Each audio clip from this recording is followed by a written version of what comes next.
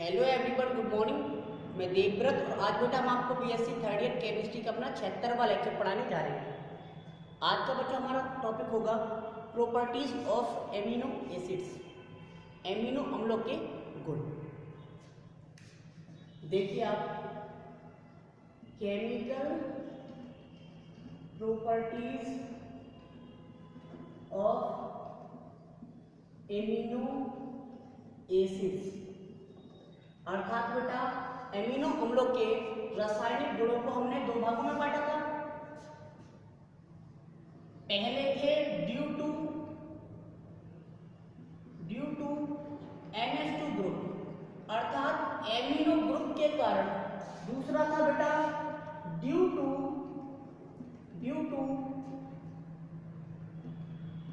Carboxylic acid group. चूंकि amino acids में amino group, carboxylic acid group दोनों ही होते हैं, तो कुछ केमिकल रिएक्शंस NH2 ग्रुप के कारण देखने को मिली और कुछ केमिकल रिएक्शंस हमको कार्बोक्सिलिक एसिड ग्रुप के कारण देखने को मिलेंगे।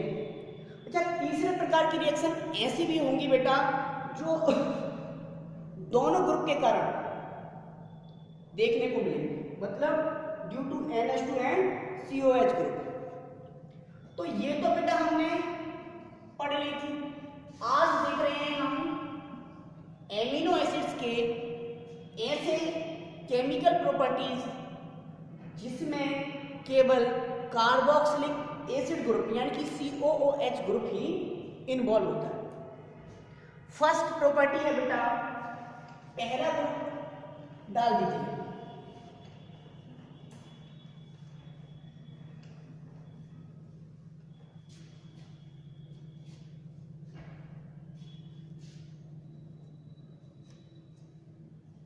पहला इसमें प्रॉपर्टी है बेटा रिएक्शन विद एल्कली। एल्कली मतलब बेस, क्षार। हम बोल सकते हैं रिएक्शन विद बेस, क्षार के साथ अभिक्रिया। अब सोचिए बेटा, एमिनो एसिड एम्फोटेरिक नेचर का होता है, उभयधर्मी होता है, अर्थात ये एसिड तथा बेस दोनों की तरह बिहेव कर सकता है, क्योंकि इसमें एसिडिक ग्रुप भी है और बेसिक ग्रुप भी है। अब यदि हम रिएक्शन किसी स्ट्रॉन्ग एसिड से कराते हैं तब हमारा अल्फा एमिनो एसिड बेस की तरह ट्रीट करेगा, और यदि हम किसी एल्कली अर्थात किसी स्ट्रॉन्ग बेस के साथ रिएक्शन कराते हैं तब हमारा कार्बोक्सिलिक एसिड किसके तरह बेटा, एसिड की तरह बिहेव करेगा। अब आप जानते हैं एसिड तथा बेस रिएक्ट करके सॉल्ट बनाते हैं, तो यहां पर बेटा फॉर्मेशन तो सॉल्ट की होगी, तो लिखिए बेटा, लिखेंगे alpha amino acid for salt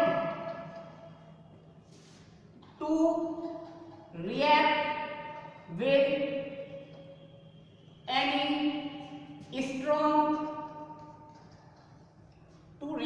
any strong base या एल्कली।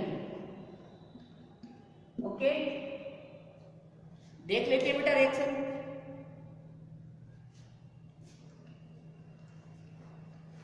देखिए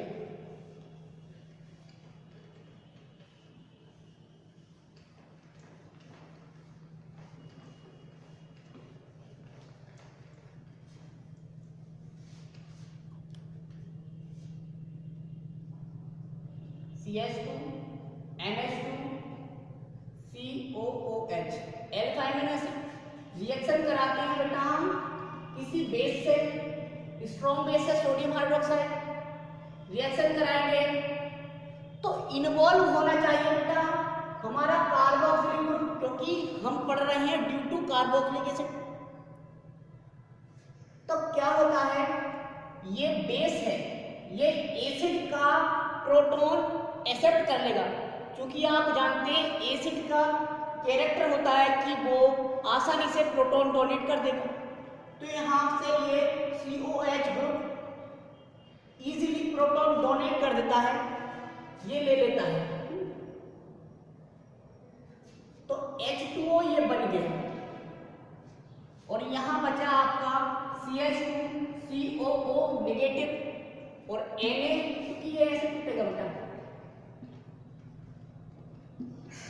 ठीक है। तो यहां पर पॉजिटिव, जहां नेगेटिव वहां रहेगा पॉजिटिव। तो यहां पर क्या देखो, केवल चेंजिंग बेटा कार्बोक्सिलिक ग्रुप पर हो रही है, इसलिए ये रिएक्शन है ड्यू टू कार्बोक्सिलिक एसिड। ये बन गया आपका सॉल्ट। अम्ल तथा क्षार की अभिक्रिया से लवण तथा जल बनते थे, वही रिएक्शन है बेटा। लवण बन गया, सॉल्ट बन गया, ये जल, ठीक है। दूसरी रिएक्शन देखते हैं।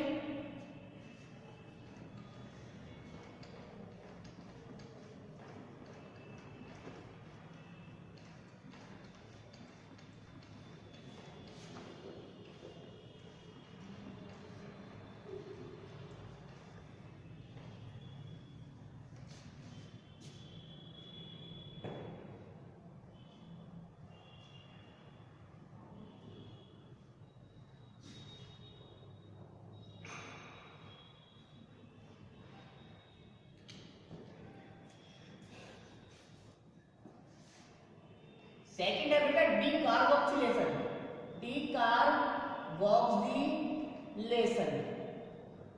डीकार्बोक्सिलेशन, डीकार्बोक्सिलीकरण। आप देखिए पहले CH2 NH2 COOH, ठीक है।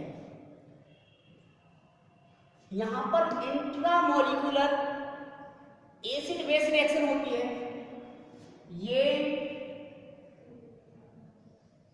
इस प्रोटॉन को एक्सट्रैक्ट कर लेता है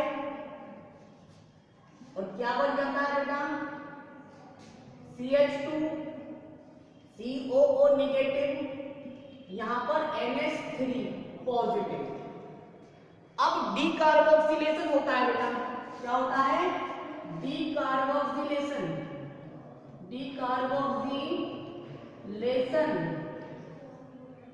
डीकार्बोक्सिलेशन मतलब removal of CO2, removal of CO2 अर्थात कार्बन डाइऑक्साइड को रिमूव कराना कहलाता है डीकार्बोक्सिलेशन। तो यहां से हमने CO2 रिमूव कर दिया, CO2 रिमूव कर दिया, बचा आपका CH2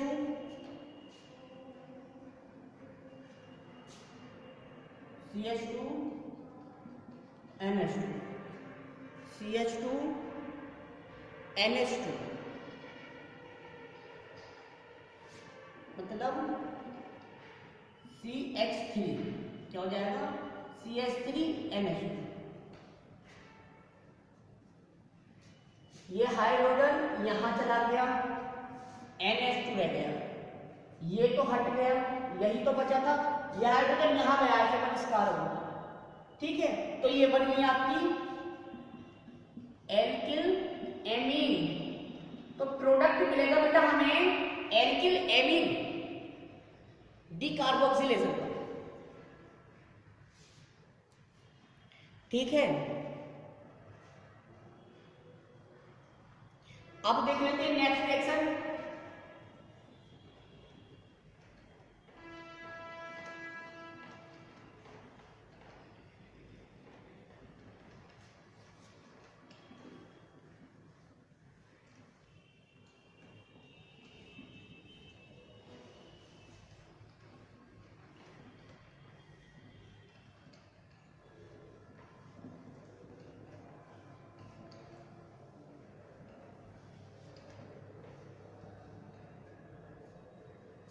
लिखेंगे थर्ड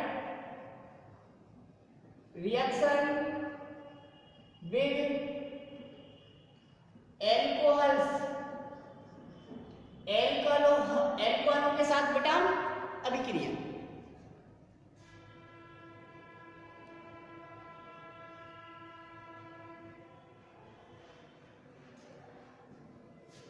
तो लिखेंगे कार्बोक्सिलिक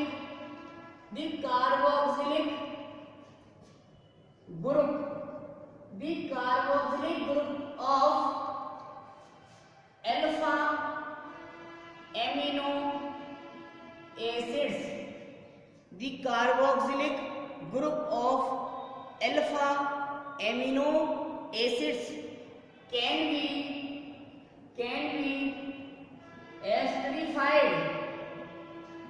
एस्टरीकृत हो जाता है। The carboxylic group of amino acids can be esterified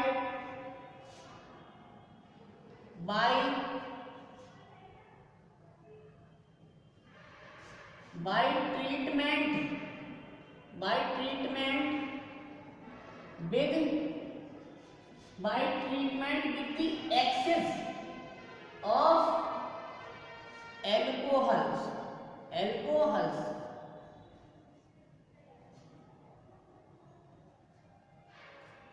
in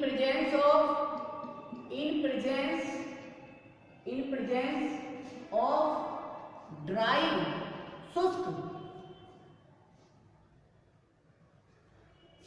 HCl।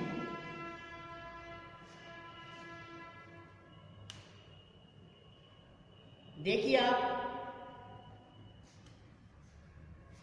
RCH NH2 COOH plus ROH alpha amino acid, यह है एल्कोहल ड्राई HCl की प्रेजेंस में कार्बोक्सिलिक एसिड ग्रुप एस्टरीफाइड हो जाता है, यानी कि RCH COOR एस्टर बन गया बेटा। यहां पर NH3 पॉजिटिव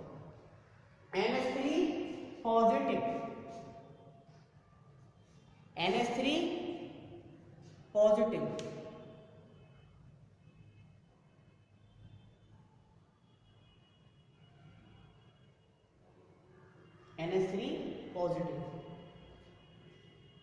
मतलब ये H इसने ले लिया और यहां पर R लग गया।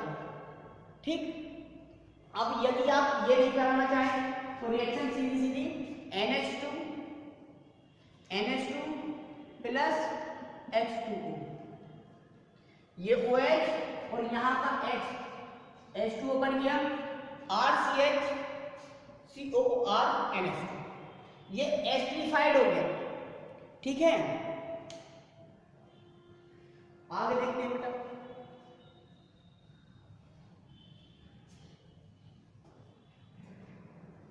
तो आज बेटा बस इतना ही। Thank you very much.